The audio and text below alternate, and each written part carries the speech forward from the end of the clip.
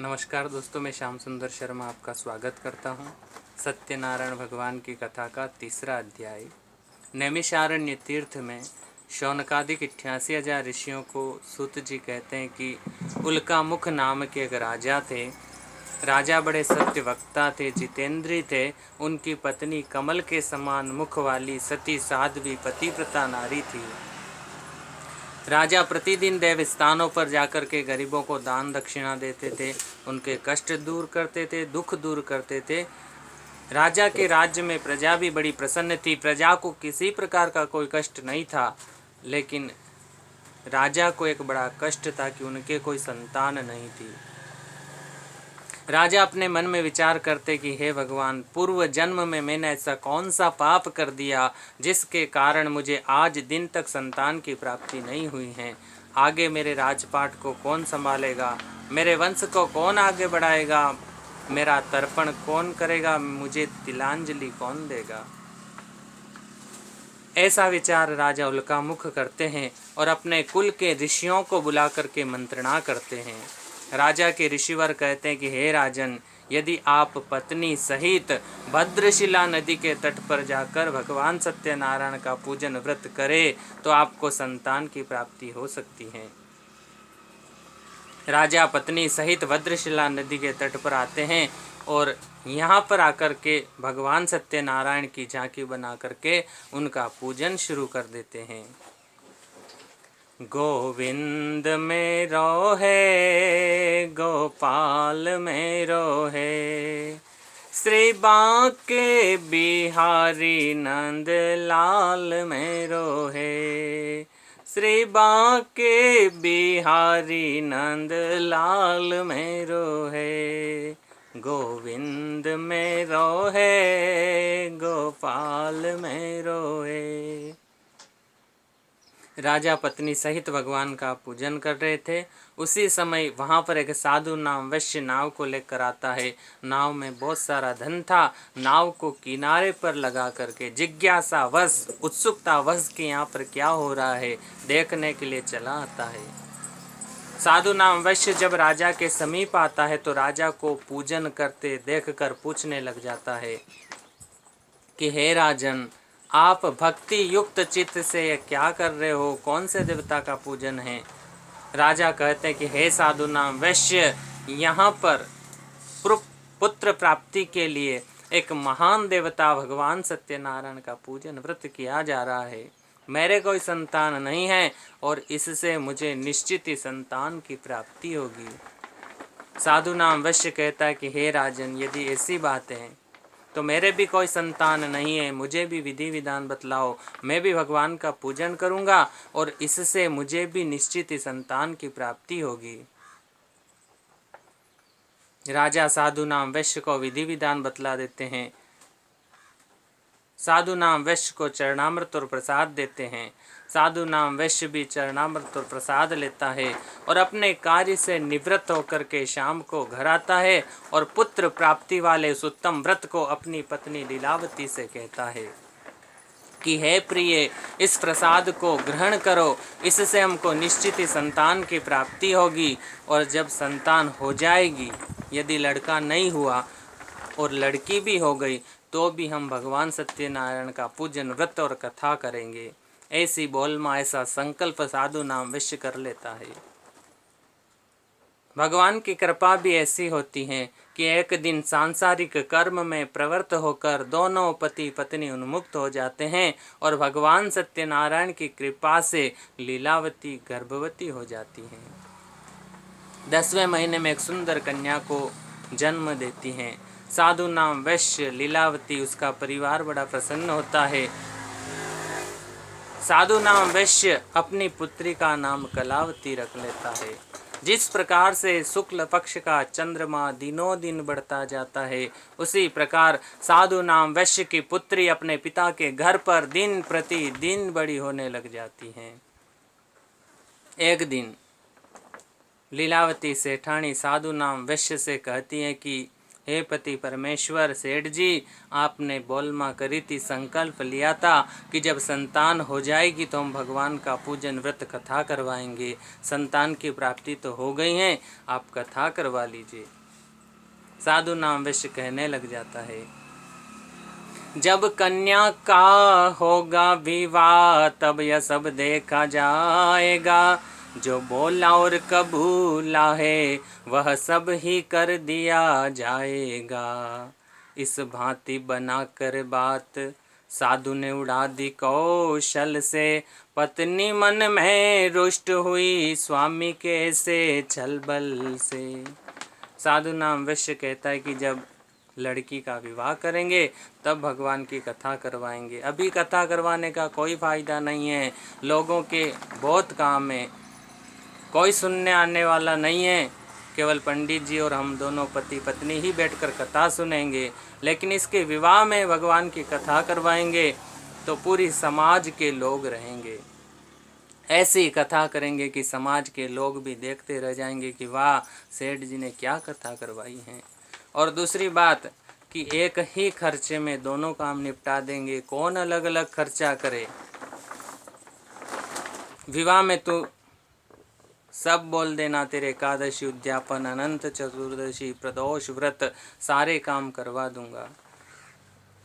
लेकिन लीलावती सेठानी तो जानती थी कि कथा करवाने की बात तो इनके मन में है ही नहीं, केवल बहाना बना रहे हैं।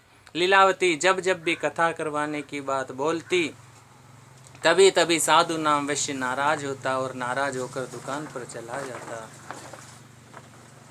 एक दिन साधु नाम वैश्य की पुत्री कलावती अपनी सखी सहेलियों के साथ हंसती हुई, मुस्कुराती हुई, टिलाती हुई बाजार में साधु नाम वैश्य की दुकान के सामने से गुजरती हैं तो साधु नाम वैश्य अपने नौकरों से कहता कि हे नौकरों, ये कौन कन्याएं हैं जो इस प्रकार से हंसती हुई जा रही हैं। साधु नाम वैश्य के नौकर कहते हैं कि सेठ जी, इनमें जो सबसे बड़ी लड़की है ना वो आपकी ही हैं, बड़ी हो गई हैं, आपको इसका विवाह कर देना चाहिए। साधु नाम वैश्य कहता है कि तो फिर देर किस बात की, जल्दी से कन्या के लिए कोई अच्छा सा सुयोग्य वर ढूंढ कर लाइए। साधु नाम वैश्य के नौकर कंचनपुर नगर जाते हैं और वहाँ से एक सुंदर वणिक पुत्र को ढूंढ कर लाते हैं। सेठ जी से कहते हैं कि सेठ जी, वणिक पुत्र बनिए का लड़का हम ढूंढ कर लाए हैं, सर्वगुण संपन्न है, 36 प्रकार के गुण मिलते हैं, कोई मंगल दोष नहीं, वर्गावेड़ भी नहीं है, बीड़ी सिगरेट गुटखा तंबाकू पान मसाला किसी भी प्रकार का कोई दुर्व्यसन नहीं करता है, MA BA पास भी हैं। साधु नाम वैश्य ऐसे गुणवान दामाद को पाकर के बड़ा प्रसन्न होता है और अपने घर पर जल्दी से बारात बुला लेता है। साधु नाम वैश्य के घर पर बारात आ जाती हैं। बहारों फूल बरसावो, मेरा महबूब आया है, मेरा महबूब आया है। साधु नाम वैश्य के घर पर बारात आ जाती हैं। पुत्री का विवाह बड़ी धूमधाम से करता है, लेकिन जो कि पुत्री इकलौती थी, लाडली थी, दोनों पति पत्नी अपनी पुत्री से अत्यधिक प्रेम भी करते थे। इसलिए जब विदाई की बारी आती है तो परिवार के लोग साधु नाम वैश्य लीलावती किस प्रकार से अपनी पुत्री को विदाई दे रहे हैं। बाबुल भी रोए, बेटी भी रोए, माँ के कलेजे के टुकड़े होए। कैसी अनोखी रीते बनाई, कोई जन्म दे कोई ले जाए। बाबुल भी रोए, बेटी भी रोए, माँ के कलेजे के टुकड़े होए। दोनों पति पत्नी परिवार के लोग कलावती को विदाई देते हैं, लेकिन थोड़ी ही आगे ले जा कर के साधु नाम वैश्य लीलावती अपने दामाद से अनुनय विनय हाथ जोड़कर प्रार्थना करते हैं कि हे दामाद जी, हमने तो बेटी देकर बेटा लिया, हमारे कोई संतान नहीं है, इसलिए आप यहीं पर घर जमाई बनकर रहिए। साधु नाम वैश्य का दामाद भी विचार करता है कि 4 भाई हैं, एक भाई यहीं सही। ऐसा विचार करके साधु नाम वैश्य का दामाद भी वहीं घर जमाई बनकर रहने लग जाता है। उसके दिन भी बड़े मजे से व्यतीत होने लग जाते हैं।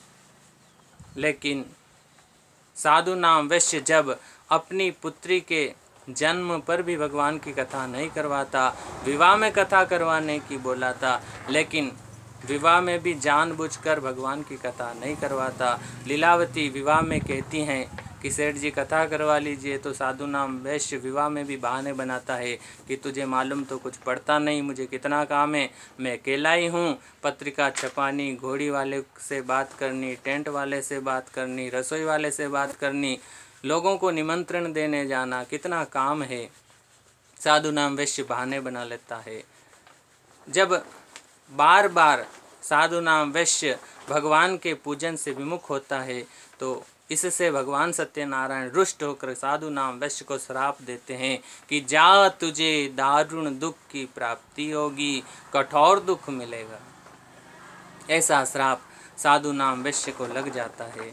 अपने कार्य में निपुण साधु नाम वैश्य एक दिन अपने दामाद से बोलता कि दामाद जी, बहुत दिन हो गए बैठे बैठे खाते हुए, अब हमें व्यापार की सोचना चाहिए। इस प्रकार बैठे बैठे खाएंगे तो हमारा सारा धन समाप्त हो जाएगा, और बैठे बैठे खाने पर तो कुबेर का खजाना भी खाली हो जाता है, फिर हम तो साधारण मनुष्य हैं, बैठे बैठे खाएंगे तो सब धन समाप्त हो जाएगा। और जिसके पास पैसे नहीं होते ना, उसको इस दुनिया में कोई पूछने वाला नहीं है। पैसे वाले की सब इज्जत करते हैं, बिना पैसे वाले को कोई नहीं पूछता है। साधु नाम वैश्य अपने दामाद को पैसों का महत्व बताने लग जाता है। कहता है कि लाला सुनिए, दुनिया पैसे री पुजारी, पूजा करते नर और नारी, जग में पाप कमावे भारी, के दुनिया पैसे री, हो के दुनिया पैसे री। पैसों माँ बाप को प्यारो, नहीं तो बेटो लग तो खारो, कहते हैं ये तो अवारो, दुनिया पैसे री, हो के दुनिया पैसे री। साधु नाम वैश्य कहता है कि दामाद जी, पैसे तो माँ बाप को भी प्यारे लगते हैं, पैसे नहीं होंगे तो वो भी कहेंगे कि जब से पैदा हुआ मुझे दुख ही दुख दे रहा, आवारों की तरह घूमता रहता है, कभी सुख नसीब नहीं हुआ। साधु नाम वैश्य कहता है कि दामाद जी और सुनिए, पैसों पास तो पत्नी राजी, नहीं तो ताना देती भारी, मैं तो मायके में खुश रहती, दुनिया पैसे री, हो के दुनिया पैसे री। साधु नाम वैश्य कहता है कि दामाद जी, पैसे होंगे तो पत्नी भी इज्जत करेगी, नहीं तो वो भी कहेगी कि तुम्हारे यहाँ तो कुछ खाने को ही नहीं मिलता, जब से आई हूँ दुख ही दुख देख रही हूँ, बस काम ही काम करते रहो, कभी साड़ी दिलाते नहीं, घुमाने ले जाते नहीं, मेले में कभी नहीं ले गए, मेरा कभी बर्थडे नहीं बनाया, शादी की सालगिरह नहीं मनाई, और कब से मैं कह रहा हूँ कि हेलीकॉप्टर में तो बिठवा लो एक बार, वो भी नहीं बिठाया। साधु नाम वैश्य और कहने लग जाता है, पैसों देश विदेश घुमावे, नहीं तो गलियों में गोता खावे, वाने पागल के बतलावे, दुनिया पैसे री, हो के दुनिया पैसे री। साधु नाम वैश्य कहता है कि दामाद जी, पैसे होंगे तो देश विदेश भी घूमने जा सकते हैं, चारों धाम की यात्रा भी कर सकते हैं, अमरनाथ की यात्रा पर भी जा सकते हैं, पैसे होंगे तो भगवान सत्यनारायण की कथा भी करवा सकते हैं, बिना पैसे के तो कथा भी नहीं होती। और जो पंडित जी ऐसा बोलते हैं कथा में कि पैसे थोड़ी ना साथ जाते हैं, वही पंडित जी जब उनसे कथा करवाने जाओ तो वही कथा के 1 लाख रुपए मांगते हैं। इसलिए हे दामाद जी, बिना पैसे के यहाँ कुछ भी होने वाला नहीं है। साधु नाम वैश्य के दामाद के मन में भी बात बैठ जाती हैं और दोनों ससुर जमाई व्यापार के लिए राजा चंद्रकेतु के राज्य में चले जाते हैं। अभी अभी जाकर बैठे ही थे कि भगवान सत्यनारायण के दो मायावी चोर राजा चंद्रकेतु का खजाना तोड़कर धन की 2 पोटलियों को अपने सिर पर उठाकर चले जाते हैं। आगे आगे दोनों ही मायावी चोर, पीछे पीछे राजा चंद्रकेतु के सैनिक। दोनों ही मायावी चोर धन की दोनों पोटलियों को ले जा करके ससुर जमाई के सामने पटक देते हैं और अंतर ध्यान हो जाते हैं। ससुर जमाई भी जिज्ञासावश, उत्सुकतावश कि धन की पोटलियों में क्या है खोल कर देखने लग जाते हैं। उसी समय राजा चंद्रकेतु के सैनिक आते हैं और दोनों को पकड़ लेते हैं। मारते पीटते राजा चंद्रकेतु के सम्मुख ले जाते हैं और कहते हैं कि हे राजन, ये 2 चोर हम पकड़ कर लाए हैं। और चोर तो रात में चोरी करते हैं, लेकिन इन्होंने तो दिन दहाड़े खजाना लूटा है। चोर भी आपके सम्मुख हैं, धन भी बरामद हुआ है। राजा चंद्रकेतु दोनों ससुर जमाई से कहने लग जाता है, मार दिया जाए, छोड़ दिया जाए, बोल साधु बोल, क्या सलूक किया जाए। बोल साधु बोल, क्या सलूक किया जाए। दंड दिया जाए, छोड़ दिया जाए, बोल साधु बोल, क्या सलूक किया जाए। साधु नाम वैश्य से राजा कहते कि हे साधु नाम वैश्य, बता तेरा क्या करूं। साधु नाम वैश्य कहता है कि राजन, हम कोई चोर नहीं है। चोरी करना तो हम निंदनीय अपराध समझते हैं, न चोर के भाई बंधु हैं। हमने कोई चोरी नहीं की। हम तो व्यापार के लिए आपके राज्य में आए थे। अभी अभी बैठे ही थे कि कोई धन की पोटलियां छोड़कर चला गया। हम तो केवल खोल कर देख रहे थे। लेकिन जिनसे भगवान ही नाराज हो, उनकी कौन सुन सकता है। राजा चंद्रकेतु भी विचार करते हैं कि हो सकता है बचने के लिए बातें बना रहे हो, मन में चपलता हो, चतुराई हो, बचने के लिए ऐसा बोल रहे हो। ऐसा विचार करके राजा चंद्रकेतु उनकी बात नहीं सुनते और दोनों को कारागार में डाल देते हैं। इधर लीलावती और कलावती के घर पर भी चोरी हो जाती हैं। चोर बर्तन तक उठाकर चले जाते हैं। ऐसी नौबत आ जाती है कि लीलावती और कलावती दोनों भीख मांग कर लाती और फिर खाती। एक दिन भोजन की तलाश में कलावती एक ब्राह्मण के घर जाती हैं। वहाँ पर भगवान की कथा हो रही थी। कलावती वहीं बैठकर कथा सुनने लग जाती हैं और कथा सुन कर के प्रसाद लेकर के आधी रात को घर आती हैं। तब लीलावती कहती कि हे बेटी, तेरे पिताजी और तेरे पति घर पर नहीं है, विदेश गए हैं व्यापार के लिए। हम गरीब हैं, हमारे ऊपर कोई भी लांछन लगा सकता है और तू आधी रात को घर आ रही हैं। बता तेरे मन में क्या चल रहा है। तब कलावती कहती हे माँ, मैंने कोई पाप नहीं किया। मैं तो भिक्षा के लिए एक ब्राह्मण के घर गई थी, लेकिन वहाँ मैंने कथा होती देखी तो मैं वहीं बैठकर कथा सुनने लग गई। मेरी आत्मा कथा में रमी हुई थी। कथा सुनकर प्रसाद लेकर आई हूँ, आप भी प्रसाद लीजिए। तब लीलावती कहती हैं कि हे बेटी, ऐसा ही प्रसाद तेरे पिताजी ने मुझे दिया था और संकल्प लिया था कि जब संतान होगी तो हम भगवान की कथा करवाएंगे, लेकिन वो पूजन और कथा आज दिन तक नहीं हुई हैं। मुझे लगता है उसी अधूरे संकल्प के कारण हमारे ऊपर यह कष्ट आया है।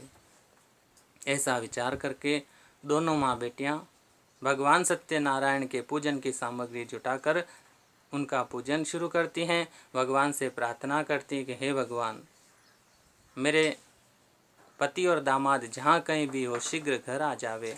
ऐसी प्रार्थना दोनों माँ बेटियाँ भगवान से करती हैं। पकड़ लो हाथ बनवारी, नहीं तो डूब जाएंगे। हमारा कुछ न बिगड़ेगा, तुम्हारी लाज जाएगी। पकड़ लो हाथ बनवारी, नहीं तो डूब जाएंगे। धरी है पाप की गठरी, हमारे सर पे ये भारी, हमारे सर पे ये भारी, वजन पापों का है भारी, इसे कैसे निभाएंगे। पकड़ लो हाथ बनवारी, नहीं तो डूब जाएंगे। दोनों माँ बेटियाँ भगवान से प्रार्थना करती हैं, भगवान उनके पूजन से संतुष्ट होते हैं और राजा चंद्रकेतु को स्वप्न देकर कहते हैं कि हे राजन, तेरी कारागार में 2 चोर हैं, वो तेरे चोर नहीं है, मेरे चोर हैं, प्रातः होते उनको छोड़ देना, नहीं तो मैं तेरा धन वैभव राज्य पुत्र आदि सब कुछ नष्ट कर दूंगा। राजा चंद्रकेतु घबरा कर 4 बजे ब्रह्म मुहूर्त में उठ जाता है, सभा बुलाता है, मंत्रियों से मंत्रणा करता है और प्रातः दोनों ससुर जमाई को बुला करके मीठे मधुर वचनों से उनसे बोलता है, उनकी कटिंग करवाता है, हजामत बनवाता है, नए नए वस्त्र पहनाता है और कहता है कि हे महानुभावों, भावी वश ऐसा हुआ है, लेकिन अब कोई कष्ट नहीं है, हो सकता है किसी देवता का प्रकोप हो आपके ऊपर, लेकिन अब आप निसंकोच घर जाइए। ऐसा कहकर राजा ने जितना धन लिया था उसका दुगना धन दे करके दोनों ससुर जमाई को विदा कर देता है। दोनों ससुर जमाई भी दुगने धन को लेकर के भगवान का मंगलाचरण करते हुए घर को रवाना हो जाते हैं। सीताराम सीताराम सीताराम कहिए, जाहि विधि राखे राम ताहि विधि रहिए। मुख में हो राम नाम, राम सेवा हाथ में, तू अकेला नहीं प्यारे राम तेरे साथ में। विधि का विधान जान हानि लाभ सहिए, जाहि विधि राखे राम ताहि विधि रहिए। किया है अभिमान तो मान नहीं पाएगा, होगा प्यारे वही जो राम जी को भाएगा। फल आशा त्याग शुभ काम करते रहिए, जाहि विधि राखे राम ताहि विधि रहिए। जिंदगी की डोर सौंप हाथ दीनानाथ के, महलों में राखे चाहे झोंपड़ी में वास दे। फल आशा त्याग शुभ काम करते रहिए, जाहि विधि राखे राम ताहि विधि रहिए। आशा एक राम जी से, आशा एक राम जी से दूजी आशा छोड़ दे, नाता एक राम जी से दूजा नाता तोड़ दे। साधु संग राम रस अंग अंग रंगिए, काम रस त्याग प्यारे राम रस पंगिए। जाहि विधि राखे राम ताहि विधि रहिए। सत्यनारायण भगवान की जय। धन्यवाद दोस्तों, मेरे चैनल को लाइक करें, पसंद करें, शेयर करें, सब्सक्राइब करें। हंसते रहे।